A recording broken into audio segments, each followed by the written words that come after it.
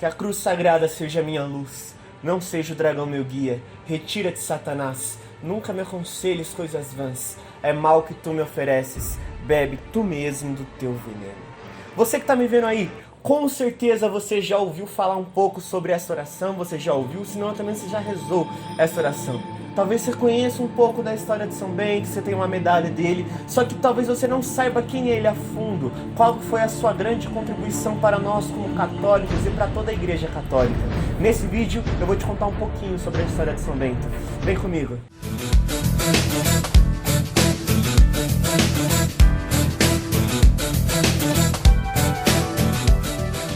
São Bento de Núrcia, monge, fundador da Ordem Beneditina. Um monge que viveu há muito tempo atrás. E pra gente conhecer um pouco da história dele, a gente vai ter que voltar muito no tempo, lá no ano de 480.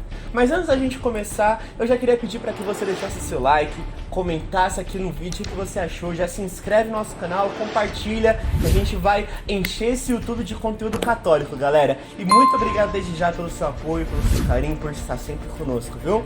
Vamos lá!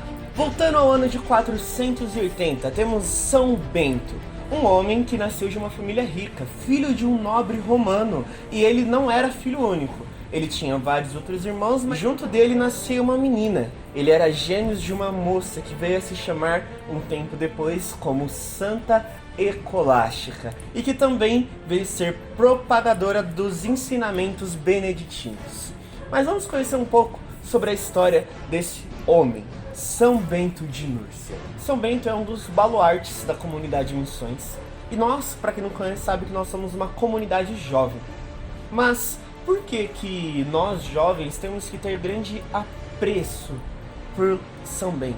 São Bento, desde cedo, desde sua infância, junto com a sua irmã gêmea, Santa Escolástica, eles já eram crianças espirituais. Por mais que eles viessem de uma família rica, uma família nobre, eles eram crianças que tinham muito valor à vida espiritual. Aos 13 anos, São Bento ele já tinha vontade de dedicar a sua vida para Deus. E com 13 anos ele é levado à cidade de Roma, junto com a sua ama, que sempre o seguia, digamos assim, que sempre tinha muito apreço também por São Bento. Em Roma, ele começou a estudar filosofia e retórica. Ele vinha de uma família rica, uma família nobre, e ele começou a ver certas coisas que desagradavam ao coração de Deus. E ele tinha em torno de 13, 14 anos. Ele percebeu que os jovens daquela época não tinham o mesmo apreço que ele tinha para as coisas de Deus. Os jovens eles se perdiam nas coisas mundanas, se perdiam em drogas, em mulheres. E aquilo começou a incomodar profundamente o coração de Bento naquela época. Ele então revolta-se com as coisas que aconteceram naquela época. E junto com a sua ama, ele caminha até um pequeno vilarejo que ficava na região de Lácio, perto e próximo a Roma. Era um vilarejo pequeno, que tinha pessoas muito fiéis, muito devotas, e no centro dessa cidade ficava uma igreja de São Pedro Apóstolo. Nessa igreja foi aonde veio a acontecer o primeiro milagre relatado da vida de São Bento.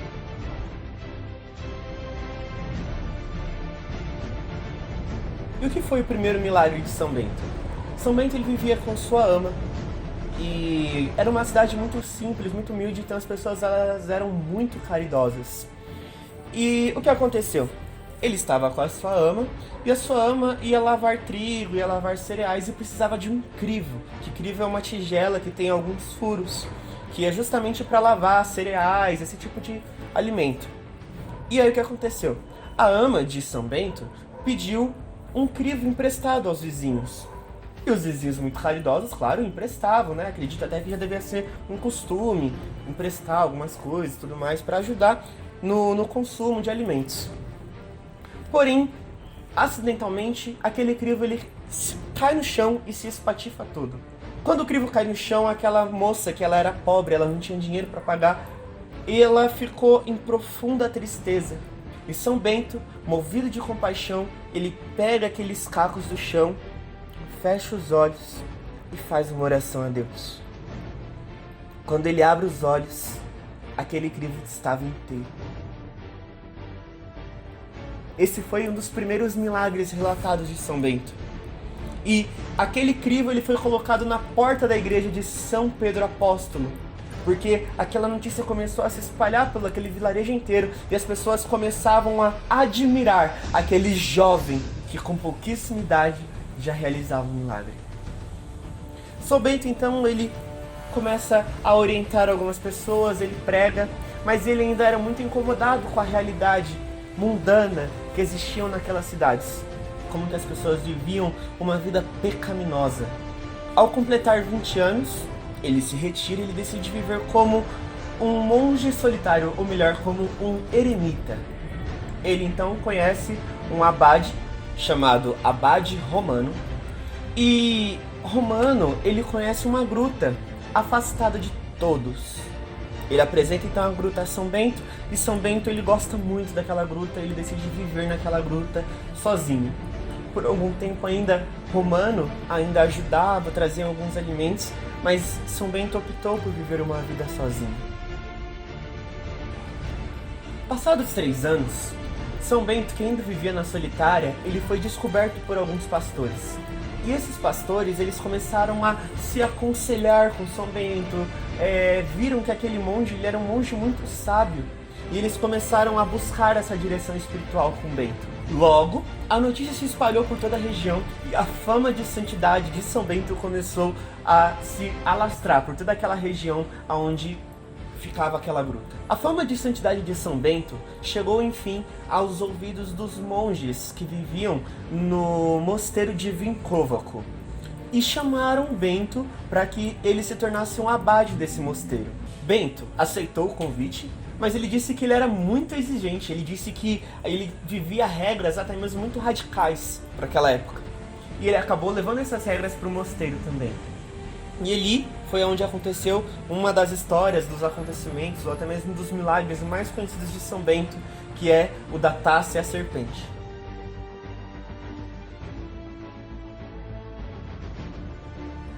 Aconteceu que os monges eles não estavam nada satisfeitos com o estilo de vida de São Bento, com o estilo de vida que ele levava. Eles tramaram um atentado contra São Bento. E o que eles fizeram? Eles falaram assim, olha, vamos colocar veneno na taça que São Bento vai cear. Como de costume, São Bento ele costumava abençoar os alimentos. E chegando naquela refeição, ele estendeu suas mãos, fez as suas orações, e daquela taça que estava com veneno saiu uma serpente. Retratos dizem que foi como se uma pedra tivesse sido, uma pedra invisível, né? Tivesse sido atirada naquela taça, e aquela taça se espatifou no chão junto da serpente. São Bento logo entendeu que havia acontecido ali uma tentativa de assassinato contra a sua vida. E profundamente triste, ele decide deixar aquele convento e voltar à sua vida monástica, à sua vida de eremita.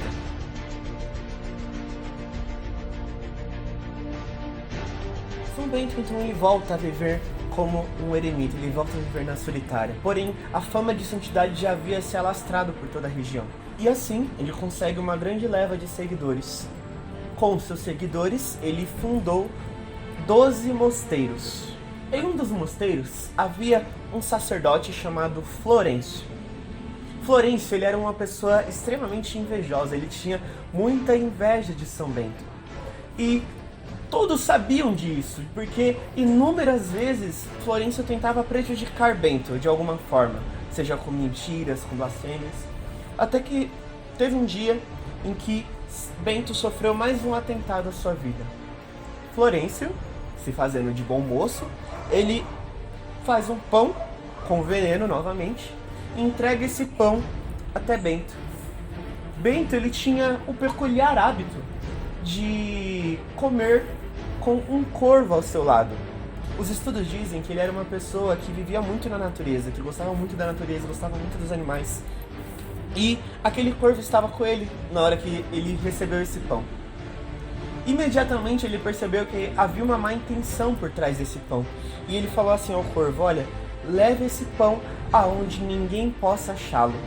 E o corvo relutante, ele obedeceu a ordem de São Bento, pegou aquele pão, levou o pão até uma região onde não pudesse ser acessível a ninguém e depois ele voltou, sã e salvo.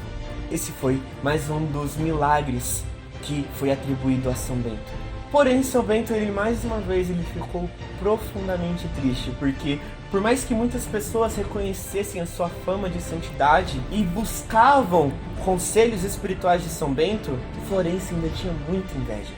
E algumas pessoas ainda tinham muita inveja.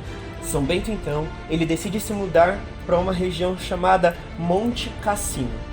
Esse lugar chamado Monte Cassino veio a ser um dos maiores mosteiros beneditinos e ele permanece até hoje. Depois de vários atentados, já foi destruído, mas foi reconstruído no mesmo lugar. Na sua partida, Florencio ele chegou na sacada e ficou se achando um vitorioso, falando: finalmente eu consegui com que Bento fosse embora.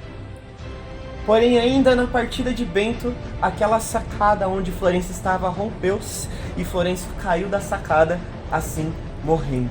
Os discípulos de Bento falaram assim: nossa, aquele que te perseguia morreu, vamos voltar.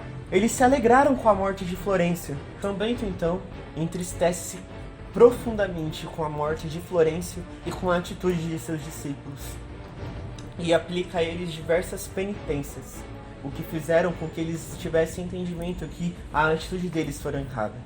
Porém, Bento, ele não decidiu voltar, ele decidiu ir até aquele lugar chamado Monte Cassino e fundou uma nova ordem beneditina lá.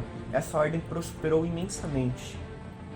Esse lugar chamado Monte Cassino veio a ser um dos maiores mosteiros beneditinos e ele permanece até hoje. Depois de vários atentados, já foi destruído, mas foi reconstruído no mesmo lugar. Por fim, São Bento começou a viver no mosteiro de Monte Cassino, que se tornou um mosteiro muito conhecido, que pessoas vinham de longe buscar conselhos de São Bento. No ano de 534, São Bento escreve um livro chamado Regras dos Mosteiros, que esse livro foi escrito pelo próprio São Bento, onde claramente era a regra de vida daqueles monges que futuramente viriam a viver não só naquele mosteiro de Monte Cassino, mas em todos os mosteiros beneditinos. No dia 10 de fevereiro de 547, Escolástica, que mais tarde viria a ser chamada de Santa Escolástica, irmã gêmea de São Bento, vem a falecer. Curiosamente, 40 dias depois, naquele mesmo ano, São Bento ele vem a falecer. E 6 dias antes de sua morte, ele avisa as pessoas do mosteiro para que as pessoas abrissem a cova dele. Ou seja, ele cavou a própria cova e ele queria saber aonde o corpo dele seria enterrado.